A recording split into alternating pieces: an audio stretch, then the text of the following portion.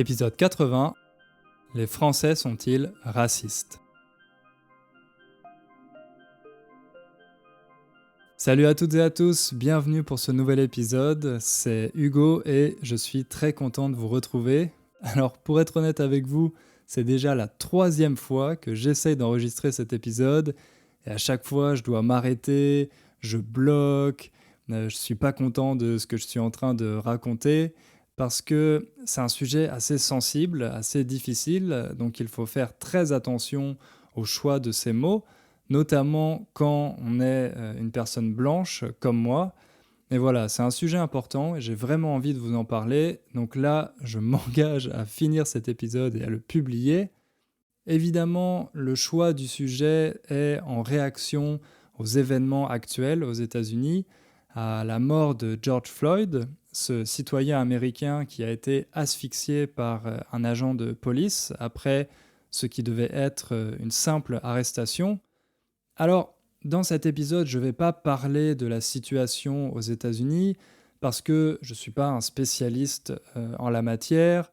La situation actuelle, c'est le résultat de nombreux facteurs historiques, politiques et sociétaux qui sont complexes.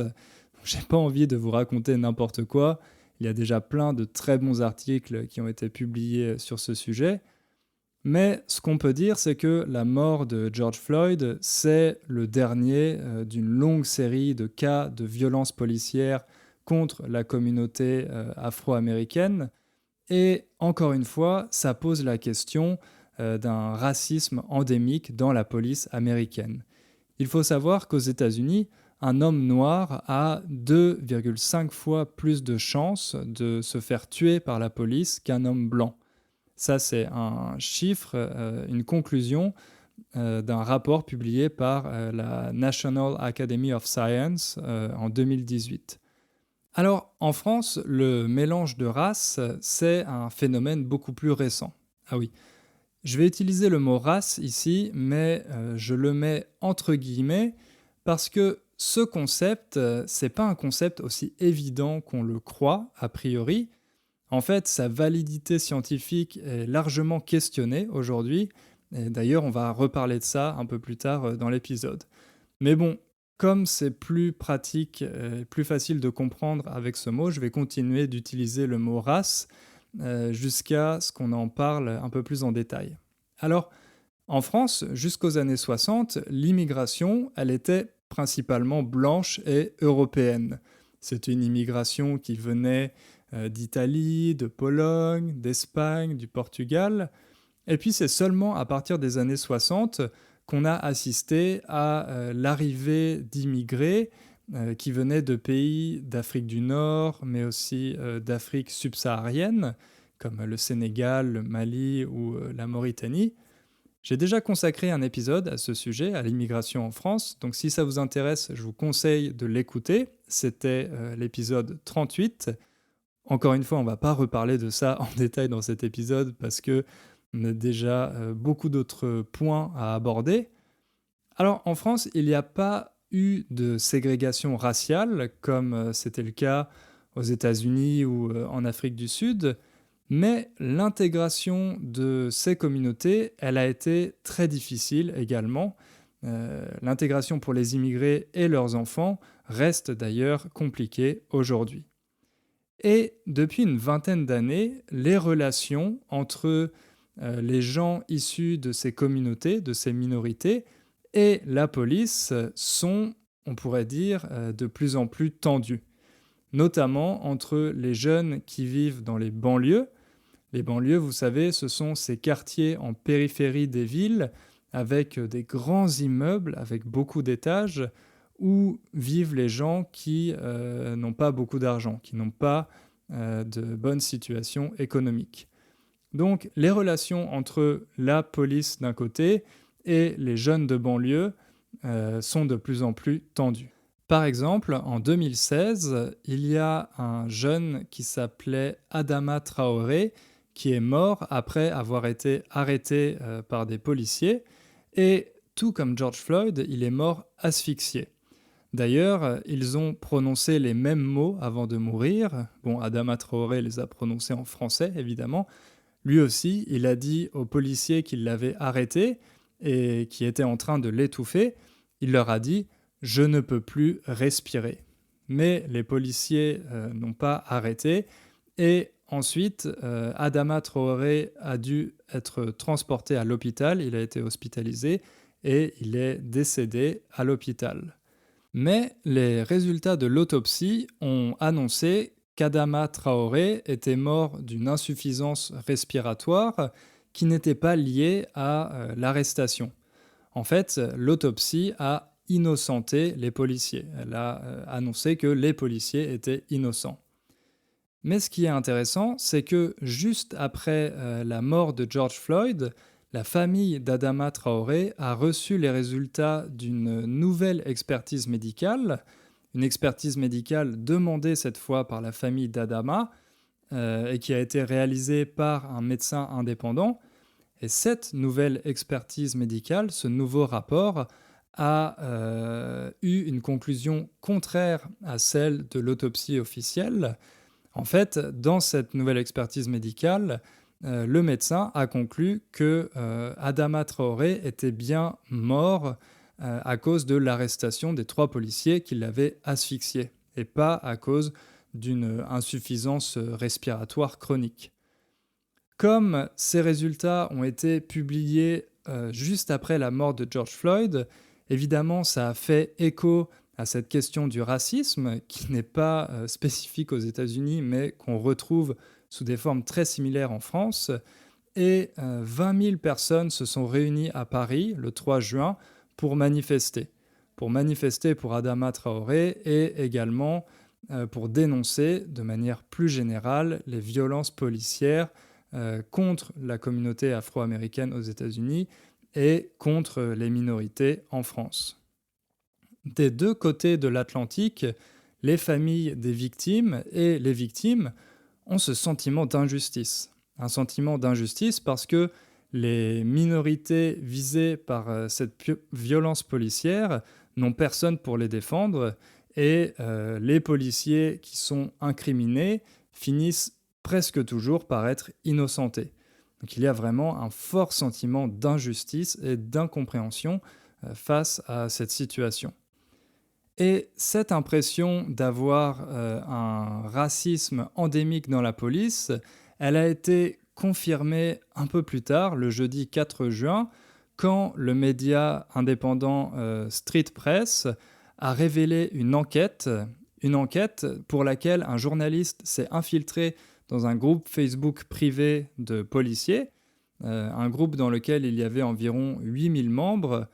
Et ce journaliste a montré que dans ce groupe privé de policiers, il y avait de très nombreux commentaires racistes, sexistes, homophobes, qui étaient partagés et likés de manière totalement décomplexée.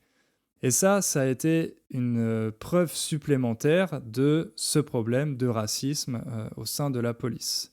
À côté de ça, vous avez peut-être aussi entendu parler en France d'un parti politique qui s'appelle le Rassemblement national, dont la présidente est Marine Le Pen. C'est un parti qui a changé de nom il y a quelques années. Avant, il s'appelait le Front National. Le Rassemblement national, c'est un parti d'extrême droite qui est ouvertement xénophobe, anti-immigration, et vous avez peut-être entendu qu'il réalise des scores de plus en plus élevés aux élections, et que le Rassemblement national se rapproche de plus en plus du pouvoir. Alors, c'est paradoxal parce que d'un côté, on a l'impression de vivre dans des sociétés qui sont de plus en plus tolérantes, l'esclavage a été aboli il y a longtemps, il n'y a plus de ségrégation raciale non plus, mais de l'autre, les inégalités sont toujours bien réelles, les inégalités entre les différentes communautés, et les personnes issues de ces minorités ont souvent l'impression qu'une partie des Français sont de plus en plus hostiles à leur présence. Bref, tout ça, ça pose de manière générale la question du racisme. Et dans cet épisode, on va essayer de voir si le racisme est en train de gagner du terrain en France. Gagner du terrain, C'est une expression pour dire progresser, gagner, on pourrait dire, de l'influence. Le racisme est-il en train de gagner du terrain en France? C'est la question de cet épisode. Mais avant de s'attaquer à ce sujet ô combien compliqué, je vous propose d'écouter le témoignage d'une auditrice du podcast, comme d'habitude, qui s'appelle Boriana. Salut Hugo, j'espère que tu vas bien et que même si tu devais travailler dur cet été, tu as pris quand même un peu de temps pour te reposer. Je m'appelle Boriana et je suis d'origine bulgare, mais j'habite en France en ce moment. Ça fait à peu près 8 mois que je suis arrivée ici, sans savoir dire grand-chose en français, bien que j'avais déjà commencé mon apprentissage quelques mois avant. En fait, j'avais pris la décision d'apprendre le français il y a très longtemps, puisque mon copain est français. Mais comme il parle anglais couramment, et l'anglais c'est la langue avec laquelle on est le plus à l'aise, je remettais à plus tard pendant des années, jusqu'à ce que j'ai décidé de m'inscrire à l'Alliance française à Sofia en octobre l'année dernière. C'était un peu par hasard, vu que je n'avais aucune idée que j'allais déménager dans 3 mois. Du coup, en janvier, quand je suis arrivée ici, c'était assez stressant. J'arrivais à peine de construire des phrases simples, c'était hors de question de nouer une conversation. Et pour empirer les choses, peu après notre arrivée, mon copain s'est blessé en jouant au foot avec ses nouveaux collègues. Ce qui fait qu'il avait la jambe dans le plâtre pour les 2 prochains mois. Et comme tu peux l'imaginer, ça m'a poussé à apprendre rapidement afin d'être capable de faire des choses simples comme aller à la pharmacie, à la boulangerie, etc. Quelques mois plus tard, je commence à prendre confiance en moi et je règle toute seule des choses comme des examens médicaux, des rendez-vous à la CPM et tout ça qui me semble impossible avant. En plus, je viens de passer une semaine de vacances avec ma belle famille et quelques jours avec des amis de mon copain qui sont venus de nous voir, tout en parlant français. Bref, je profite de te dire un grand merci parce que je dois une grande partie de mes progrès à toi, ton podcast et tes vidéos sur YouTube. Ils ont fait énormément de différence. Et avant de finir, je voudrais te poser une question. Maintenant que ton niveau de polonais est plus avancé, est-ce qu'avec ta copine, vous avez commencé à utiliser le polonais au lieu de l'anglais dans la vie quotidienne? Sinon, est-ce que vous prévoyez un tel changement dans l'avenir? De notre côté, on essaie de parler français à la maison de plus en plus, mais ce n'est pas encore ça. Qu'est-ce que tu en penses? Est-ce que c'est possible pour un couple de changer complètement la langue au bout d'un moment? Ou est-ce qu'il y a certains aspects de nos personnalités qui ne se traduisent pas tout à fait et ça ne serait pas pareil? Voilà, c'est tout ce que j'avais à dire. Merci de m'avoir écouté. Bonne continuation et bonne fin d'été à toi et tous les auditeurs. Un grand merci pour ton message, Boriana, et bravo, bravo d'avoir trouvé le courage de parler français. Je sais que c'est quelque chose qui peut être très stressant, notamment au début quand on arrive en France. On a peur du regard des autres, on a peur de faire des erreurs et de passer pour un imbécile. Mais dans ton cas, les circonstances t'ont obligé à passer à l'action, à prendre le taureau par les cornes, comme on dit. Et maintenant, j'ai l'impression que ça te fait plus peur de parler français. Tu parles avec une vraie aisance. Donc voilà, tu peux vraiment être fier de toi. Concernant ta question, eh ben, j'aimerais bien avoir le même courage que toi et la même discipline surtout, mais malheureusement, je continue de parler anglais avec ma copine. Donc comme tu l'as évoqué, ma copine est polonaise, mais quand on s'est rencontrés, je parlais pas un mot de polonais, donc on a commencé à parler ensemble en anglais. Et maintenant, c'est toujours le cas, même si mon niveau de polonais est meilleur et que je suis capable de communiquer, c'est toujours plus facile pour moi de parler anglais. Surtout après une longue journée de travail, quand je suis fatigué et que j'ai la flemme de faire des efforts, par défaut, on va parler anglais. Quand on est avec des amis polonais, là, je parle polonais parce que j'ai pas envie de forcer tout le monde à parler anglais à cause de moi. Mais sinon, avec ma copine, c'est pas naturel pour nous de parler polonais, donc on continue de parler en anglais.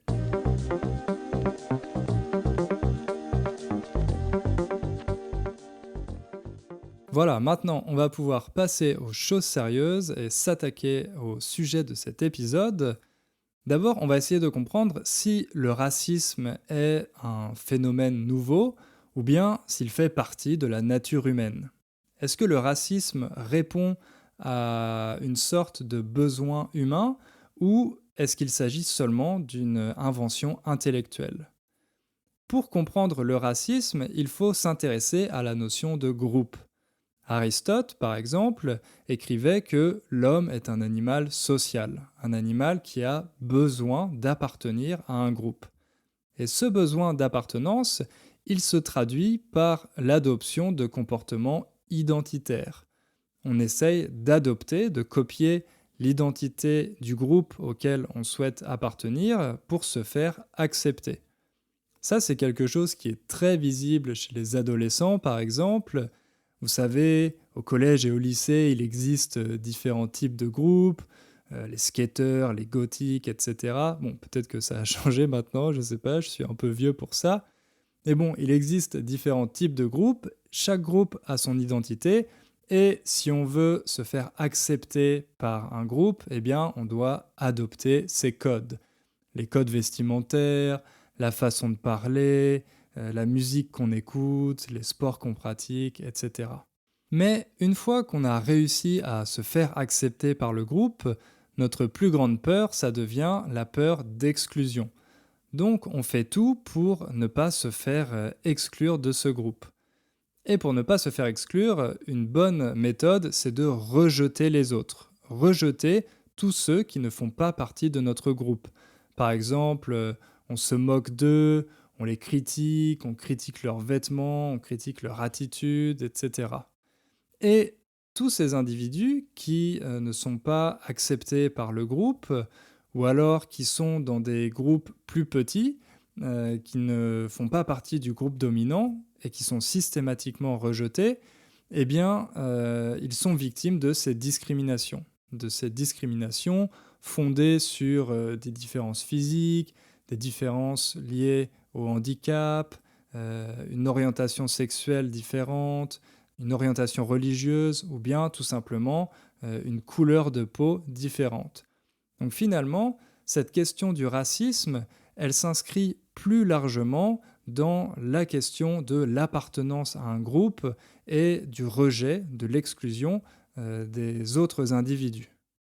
Mais est-ce qu'il faut en conclure que l'homme est fondamentalement raciste? Est-ce que nous avons toujours été comme ça? En fait, la notion de race a été utilisée pour construire ces identités collectives. Donc, le racisme est aussi ancien que l'humanité. Néanmoins, Aristote, encore lui, dans Métaphysique, écrivait qu'il n'y a pas de différence spécifique entre l'homme blanc et l'homme noir. Donc Aristote était, on pourrait dire, antiraciste. Mais même les Grecs de l'Antiquité se distinguaient soigneusement des barbares. Ils faisaient tout pour ne pas pouvoir être assimilés aux barbares. Ils voulaient se différencier des barbares. D'ailleurs, quand ils capturaient des barbares, ils les réduisaient en esclavage. Et les femmes, elles aussi, étaient discriminées en fonction de leur sexe. Donc les Grecs n'étaient peut-être pas aussi tolérants qu'on peut le croire en lisant Aristote. À côté de la race, il y a un autre élément qui a été très utile pour construire ces identités collectives, c'est bien sûr celui de la religion. Et on peut voir que parfois, le concept de la race et de la religion se mélangent. C'est le cas, par exemple, avec l'antisémitisme. En fait, l'antisémitisme, c'est une des formes les plus anciennes et les plus visibles du racisme, parce que les antisémites ont tendance à considérer que la religion juive est aussi une race, qu'il existe une race juive. Et cette race juive, entre guillemets, a été discriminée depuis les Égyptiens, jusqu'à l'Europe au Moyen-Âge et jusqu'à ensuite l'époque actuelle, comme on le sait tous, avec l'exemple du nazisme. Là aussi, j'ai déjà consacré un épisode au sujet de l'antisémitisme, donc on ne va pas trop en reparler ici. Et pour en revenir à la question de la race, ensuite, quand il y a eu l'impérialisme et la colonisation par les grands empires européens, là, les Européens ont découvert, entre guillemets, encore une fois, découvert de nouvelles races. Les Indiens d'Amérique et les Noirs d'Afrique. À ce moment-là, les Européens se sont posé des questions existentielles. Par exemple, ils se sont demandé si ces nouvelles personnes étaient des hommes ou des animaux. Ils se sont demandé si les Indiens d'Amérique avaient une âme, et si oui, est-ce qu'il fallait les évangéliser. Alors, les religieux de l'époque ont conclu que oui, ces personnes étaient des créatures de Dieu, et que donc on pouvait les convertir, on pouvait les évangéliser, mais que c'était des créatures sauvages. Et rapidement, on a commencé à dire que ces personnes faisaient partie d'espèces humaines inférieures à celles du blanc européen, donc on pouvait tout simplement les réduire en esclavage. On estime aujourd'hui qu'il y a eu 11 millions d'esclaves africains qui ont été envoyés en Amérique par les Européens, dont 1 million qui sont morts en mer. Un peu plus tard, avec l'arrivée des philosophes des Lumières et puis avec le progrès de la science au XIXe siècle, on a commencé à vouloir tout classer. À classer les différentes espèces de plantes, mais également les différentes espèces d'animaux. Et puis, par extension, on a commencé à se dire qu'on pourrait aussi classer les hommes en différentes races, en différentes catégories. Le problème, c'est que cette classification, elle s'est vite transformée en hiérarchie, avec cette fois une prétendue légitimité scientifique. Pas seulement une légitimité religieuse, mais il y a par exemple un Français, le comte Arthur de Gobineau, qui a écrit un essai sur l'inégalité des races humaines. Et ce livre a beaucoup influencé plus tard Houston Stewart Chamberlain, qui n'est autre que le maître à penser d'Adolf Hitler. Donc on voit que ces idées et cette envie de classifier et de hiérarchiser les races humaines, c'est quelque chose qui est apparu au XIXe siècle et qui a été ensuite récupéré pour l'idéologie nazie. Bref, grâce à ces nouvelles connaissances, au XIXe siècle, les théories racistes disaient que la race supérieure risquait de disparaître parce qu'elle était contaminée par les races inférieures. Donc leur priorité, c'était de protéger la race supérieure en évitant tout contact avec les autres races. Cette idéologie, cette théorie, elles sont devenues ensuite un programme politique meurtrier qui a notamment justifié les courants nationalistes à la fin du XIXe siècle et au XXe siècle. D'ailleurs, il est intéressant de noter qu'à l'époque, en Europe, on considérait qu'il y avait une race française, une race allemande, une race italienne. Ce concept de race, il était au cœur de la définition des identités nationales, ce qui, aujourd'hui, nous semble totalement absurde. Tout ça, donc ces découvertes, entre guillemets, découvertes scientifiques et ces nouvelles idéologies politiques, elles ont donné naissance au XXe siècle, au siècle des génocides.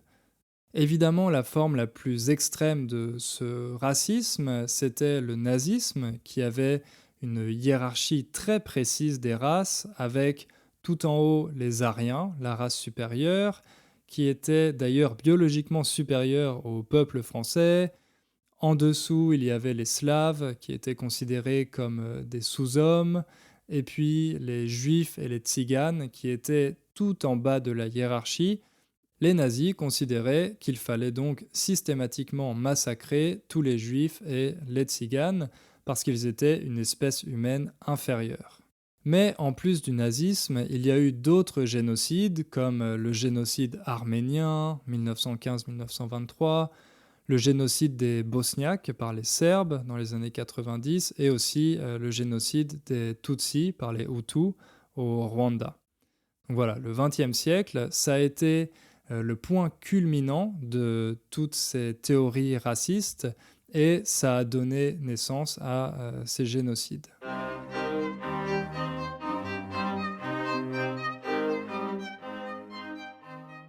Alors, je vous ai dit en introduction qu'aujourd'hui, le concept de race humaine est remis en question par les scientifiques. Pour comprendre ça, il faut s'intéresser à deux concepts fondamentaux, celui d'espèce et celui de race. Une espèce, c'est un groupe d'individus qui partagent des critères morphologiques, mais bon, ça, c'est pas suffisant. Par exemple, il existe des chiens de taille et de forme très différentes, mais pourtant, ils appartiennent tous à l'espèce canine, à l'espèce des chiens. Donc ça, c'est le premier critère, des critères plutôt morphologiques. Ensuite, le deuxième, c'est une capacité à se reproduire. Les individus d'une même espèce peuvent se reproduire entre eux et avoir des bébés. Et le troisième critère, c'est celui du patrimoine génétique. Les individus d'une même espèce ont un patrimoine génétique commun. Ça, ce concept d'espèce, il est reconnu et validé depuis longtemps par la communauté scientifique. Mais ensuite, au sein d'une espèce, il existe différentes sous-espèces. Et ce sont ces sous-espèces qu'on appelle parfois des races.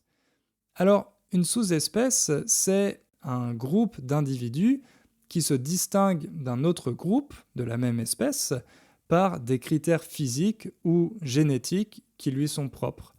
Donc tous les individus d'une race doivent avoir des critères physiques ou génétiques qui sont seulement présents chez eux et pas dans les autres races. Ça, c'est le cas par exemple pour les différentes races de chiens. Parce que les races de chiens, ce sont des races domestiques. Ah oui, il existe deux catégories de races, les races naturelles et les races domestiques. Les races de chiens sont des races domestiques parce que les éleveurs, les personnes qui s'occupent de faire que les chiens se reproduisent entre eux, eh bien, ils font un effort conscient pour garder le patrimoine génétique de la race et pour ne pas mélanger les différentes races entre elles. Donc, on a des races qu'on pourrait qualifier de pures, mais ça marche seulement avec les races domestiques. Et évidemment, chez nous, les hommes, il n'y a pas de race domestique. Il y a seulement des races naturelles. Et ce qui est intéressant, c'est que depuis plusieurs décennies, les scientifiques ont prouvé qu'il existe une proximité plus grande d'un point de vue génétique entre deux individus de deux races différentes qu'entre deux individus qui appartiennent à la même race.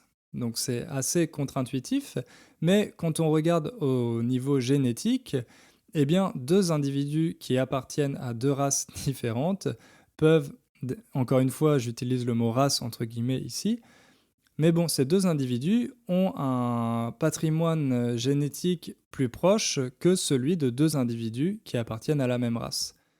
Ça, on peut le comprendre très facilement avec les groupes sanguins. Les groupes sanguins, donc A+, A-, B+, B-, O, etc. On doit connaître son groupe sanguin, par exemple, quand on doit recevoir une transfusion de sang ou pour des opérations, etc. Bref, les groupes sanguins sont les mêmes pour toutes les races. Donc, que votre peau soit blanche ou noire, si vous avez besoin d'une transfusion de sang et que votre groupe sanguin est A+, eh bien, vous allez recevoir le sang d'un donneur qui appartient lui aussi au groupe A+. Et peu importe sa couleur de peau, ses origines, etc. Tout ce qui compte, c'est le groupe sanguin. Bref, la conclusion qui est partagée par les scientifiques, c'est que les humains sont inclassables. Ils ont tous une origine commune récente et ils ne peuvent pas être séparés en différentes races. Il y a une variation continue, les populations se mélangent depuis toujours.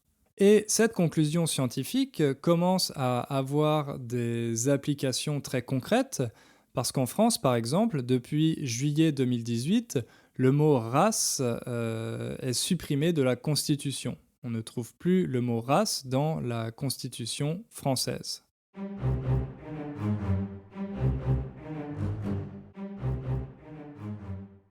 Malgré ces découvertes scientifiques, le racisme est loin d'avoir disparu et beaucoup de personnes croient encore à ces théories de la pureté des races, à la hiérarchie, etc. Alors, on peut se demander, pour le cas de la France, si la France du XXIe siècle est plus ou moins raciste que la France du siècle des génocides.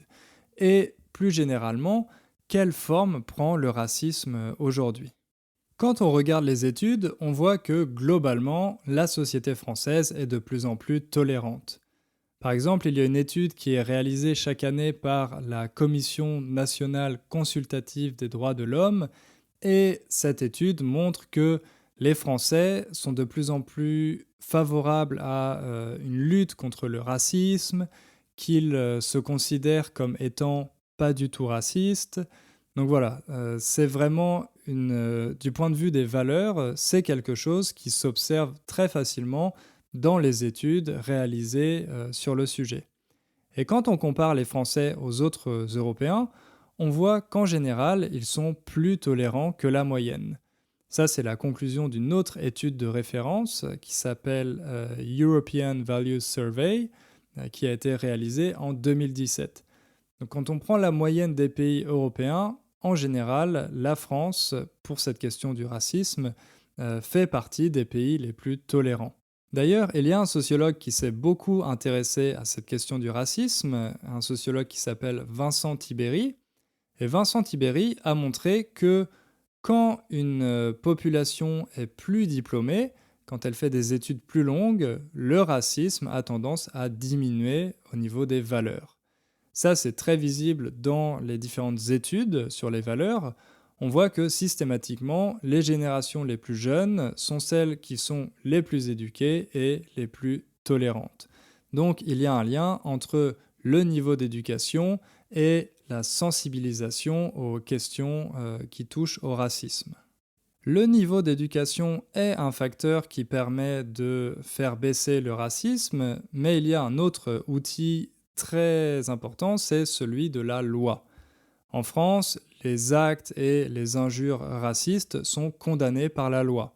Si on insulte quelqu'un avec une injure raciste sur un réseau social et que cette personne porte plainte contre nous, on peut recevoir une peine d'1 an de prison et jusqu'à 45 000 € d'amende. Donc c'est très sévèrement puni par la loi.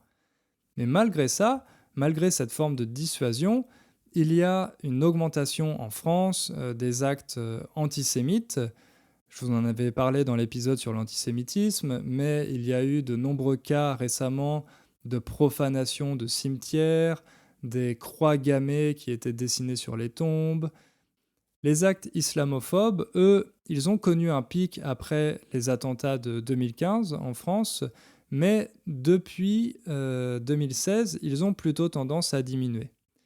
Il y a un autre groupe qui est souvent visé par les actes racistes en France, c'est celui des Roms. Les Roms, qu'on appelle aussi les Tziganes ou les gens du voyage, ces personnes qui se déplacent d'une ville à l'autre avec un groupe, eh bien aujourd'hui, les Roms en France sont largement stigmatisés et parmi les populations d'origine étrangère ou parmi les minorités visibles, c'est celle qui est la plus mal tolérée par les Français. Donc on peut voir que d'un côté, la société dans son ensemble est plus tolérante, mais de l'autre, les minorités racistes, les petits groupes racistes qui continuent d'exister, ont tendance à se radicaliser depuis quelques années et à commettre des actes antisémites, islamophobes ou contre les Roms. Néanmoins, cette forme de racisme, on ne la retrouve pas seulement chez ces petits groupes extrémistes, mais on entend ce discours de plus en plus souvent dans les médias. On dit qu'il y a depuis quelques années une banalisation des propos racistes dans les médias en France. Et la personne la plus visible dans ce domaine, c'est Éric Zemmour. Peut-être que vous avez déjà entendu son nom, si vous suivez un peu les médias et l'actualité française.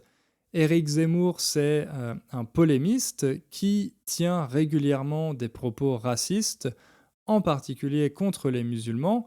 D'ailleurs, il a déjà été condamné 2 fois en justice pour incitation à la haine raciale. Il y a eu quelques exemples récemment de ça.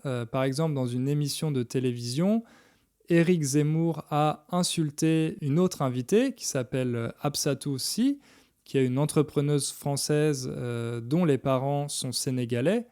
Éric Zemmour a dit à cette femme: «Votre prénom est une insulte à la France et à son histoire». Voilà, ça c'est le genre de discours qu'Éric Zemmour peut avoir à la télévision. Et récemment, en réaction à la mort de George Floyd, Éric Zemmour a partagé des faux chiffres qui sont régulièrement cités sur les réseaux sociaux en disant qu'aux États-Unis, 80% des Blancs qui sont assassinés par des Noirs.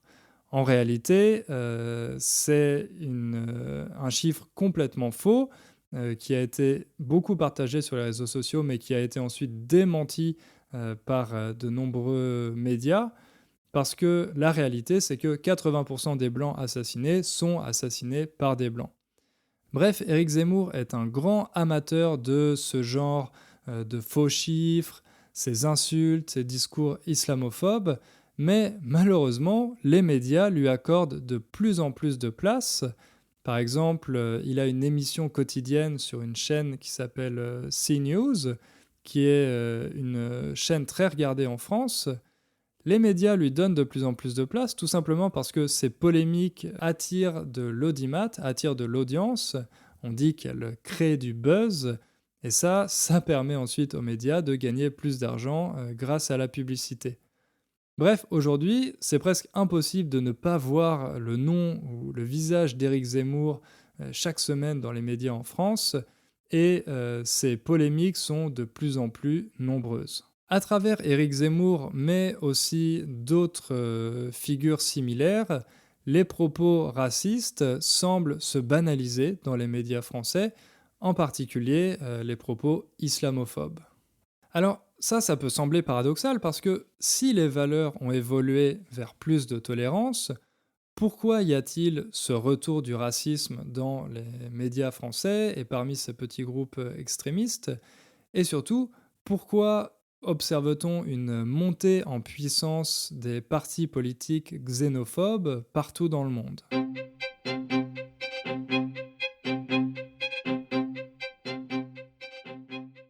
En France, le parti qui incarne ces valeurs xénophobes et ces discours racistes, c'est le Rassemblement national, comme je vous l'ai déjà dit, ce parti d'extrême droite. En 2002, pour la première fois, le Rassemblement national a réussi à gagner le premier tour des élections présidentielles. Donc le candidat, à l'époque c'était Jean-Marie Le Pen, le père de Marine Le Pen, la présidente actuelle. En 2002, le candidat du Rassemblement national a été au second tour de l'élection présidentielle. Il était face à Jacques Chirac. Ensuite, il a perdu. C'est Jacques Chirac qui a gagné avec une large victoire de 82%. Mais quand même, c'était un choc pour beaucoup de Français de voir un candidat du Front National au second tour de l'élection présidentielle. Car en France, l'élection présidentielle, c'est l'élection politique la plus importante. Je me souviens très bien de cet événement parce que j'étais devant la télévision à cette époque, donc j'avais 13 ans. Oui, j'avais 13 ans, j'étais pas encore en âge de voter, mais j'avais regardé le résultat des élections. Et ma mère préparait le dîner dans la cuisine, donc elle regardait pas spécialement. Et quand je suis arrivé pour lui annoncer le résultat, elle était vraiment choquée, elle n'arrivait pas à y croire.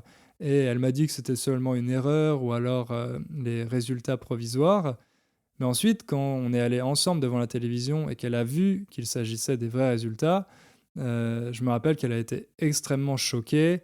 Et voilà, moi j'ai compris à ce moment-là qu'il se passait quelque chose de très important. D'ailleurs, ensuite, ça a donné lieu à beaucoup de manifestations en France. Les Français se sont mobilisés pour s'opposer au Front National. Et je me souviens que j'avais participé à une manifestation et que c'était ma première manifestation. Donc ça, c'était en 2002 le premier électrochoc, on peut dire, qui a montré aux Français que le Front National, parce qu'à l'époque ça s'appelait le Front National, avait une chance d'accéder au pouvoir. Un peu plus tard, en 2017, la fille de Jean-Marie Le Pen, Marine Le Pen, a elle aussi réussi à aller au second tour de l'élection présidentielle, cette fois face à Emmanuel Macron. Évidemment, vous savez que c'est Emmanuel Macron qui a gagné, mais sa victoire était un peu plus faible que celle de Jacques Chirac. Il a gagné avec 66% des voix, alors que Jacques Chirac avait gagné avec 82% des voix. Donc on voit que l'écart diminue, l'écart se resserre, et aujourd'hui, Marine Le Pen semble crédible, elle semble moins radicale que son père, elle a adopté une stratégie de dédiabolisation pour dédiaboliser le Front National, ce qui fait qu'elle semble être une candidate crédible pour gagner l'élection présidentielle un jour. Plus récemment, en 2019, il y a eu les élections européennes et c'est le Rassemblement national qui est arrivé en tête en France. C'est cette liste qui a obtenu le plus de voix devant la liste centriste du gouvernement actuel. Bref, le Rassemblement national semble séduire de plus en plus d'électeurs, des électeurs qui se sentent exclus, qui ne se sentent pas représentés par les partis de gouvernement, parce que, en général, ces partis de gouvernement prennent seulement en compte les intérêts des classes dominantes, les intérêts des élites de la mondialisation. Alors maintenant, vous vous demandez peut-être pourquoi, si la France est un pays de plus en plus tolérant au niveau des valeurs, un parti comme celui du Rassemblement national, un parti d'extrême droite, réalise des scores de plus en plus élevés. C'est une bonne question, et c'est une question à laquelle les observateurs politiques ont déjà essayé de répondre. En fait, ce soutien électoral au parti d'extrême droite, il n'est peut-être pas lié à la question du racisme. Peut-être qu'il concerne d'autres facteurs. Peut-être que la vraie question qui intéresse les électeurs aujourd'hui, c'est celle des inégalités. Depuis les années 80 et la révolution reaganienne, la mise en place de politiques néolibérales, il y a une concurrence exacerbée entre les individus partout dans le monde. Du coup, les inégalités entre les gagnants et les perdants sont de plus en plus importantes. Aujourd'hui, les perdants de la mondialisation doivent faire face au chômage, à la pauvreté, à l'insécurité sociale, et globalement, ils ont l'impression d'être rejetés du système, que leurs attentes et leurs besoins ne sont pas pris en compte par les gouvernements. Alors, pour essayer de se sentir mieux et de pouvoir expliquer leur situation, ils ont besoin de trouver un responsable, un bouc émissaire, quelqu'un qui est responsable de tous leurs problèmes. Ça, c'est quelque chose que les partis d'extrême droite ont très bien compris. Donc, ils disent à leurs électeurs, ce n'est pas de votre faute si vous êtes dans cette situation, c'est la faute des immigrés. Les immigrés qui volent le travail des Français en acceptant des salaires plus bas. Ça, c'est un discours qu'on entend depuis le début du XXe siècle et qui commence à revenir aujourd'hui. Du coup, c'est rassurant pour ces électeurs parce qu'ils peuvent expliquer leur situation. Ils se disent que s'ils sont au chômage, s'ils n'ont pas d'argent, alors qu'ils voient d'autres personnes s'enrichir de plus en plus vite, c'est tout simplement la faute des immigrés. Et ça, c'est quelque chose évidemment qui alimente le racisme dans ces groupes-là.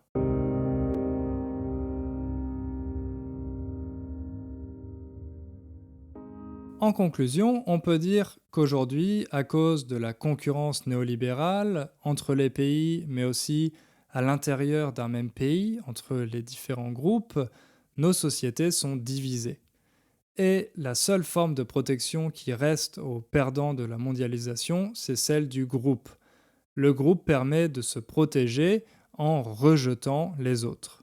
Mais aucune société ne peut vivre durablement en acceptant qu'une partie de ses membres soit rejetée, discriminée et méprisée. l'histoire nous montre que l'acceptation de la différence n'est pas quelque chose de naturel. C'est une construction humaine, volontariste, et cette construction, elle repose sur la domestication des peurs et sur la compréhension de ce qu'est l'humanité.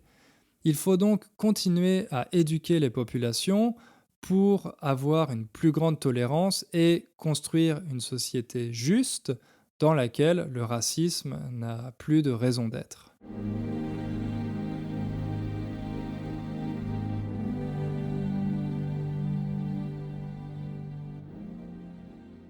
Voilà, maintenant pour terminer cet épisode sur une note un peu plus légère, on va écouter un deuxième témoignage, celui de Jamie.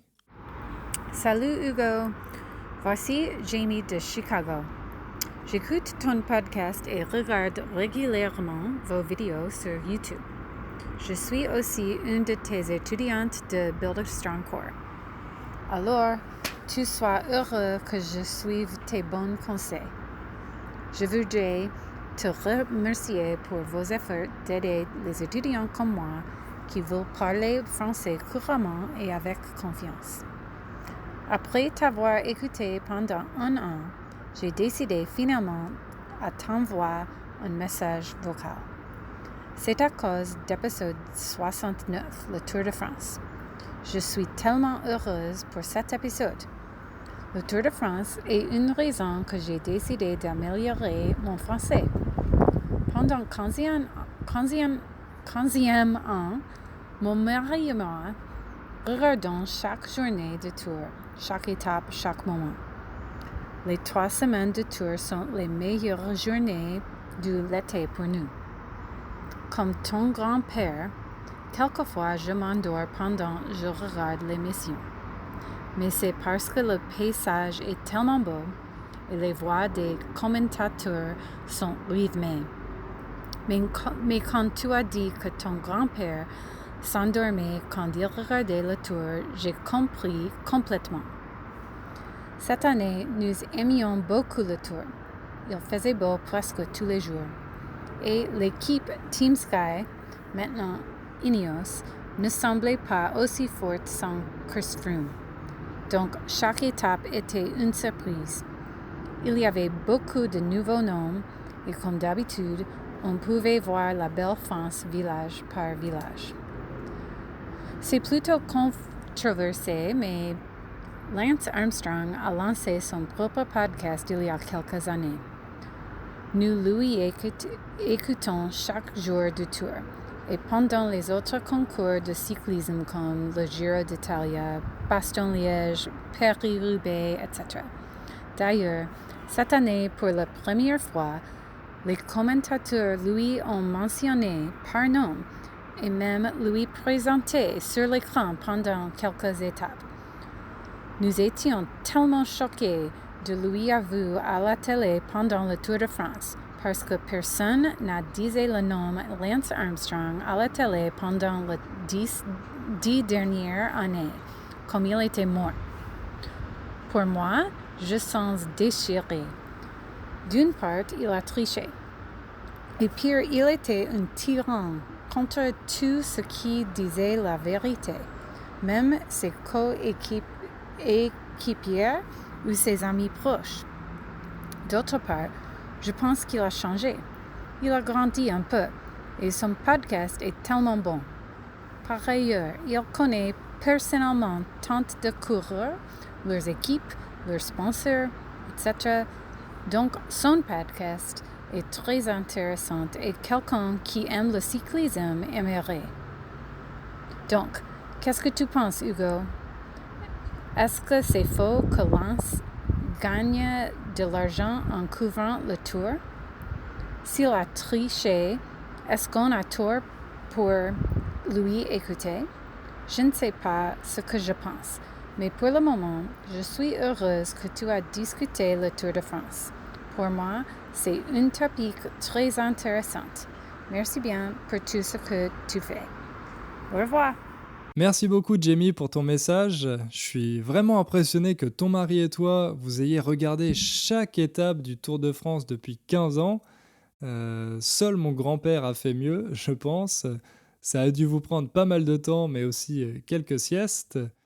Vous avez sûrement vu que cette année, à cause du Covid-19, le Tour de France est reporté au mois de septembre, donc il va falloir être encore un peu patient. Concernant le cas Armstrong, bon, j'ai un peu suivi, mais je m'y connais pas énormément en cyclisme, donc j'ai pas vraiment d'avis sur la question, mais c'est une bonne problématique. Est-ce qu'il faut l'autoriser à continuer de gagner de l'argent grâce au cyclisme avec son podcast? J'ai pas vraiment de bonne réponse à ça. Il faudrait que je me penche plus sérieusement sur la question. Mais si vous avez un avis à partager, vous pouvez le mettre dans les commentaires de cet épisode sur le site innerfrench.com. Et d'ailleurs, vous pourrez aussi retrouver la transcription complète comme d'habitude. Voilà, c'est tout pour aujourd'hui. On va s'arrêter là. Je vous souhaite une bonne fin de semaine et on se retrouve bientôt pour un nouvel épisode.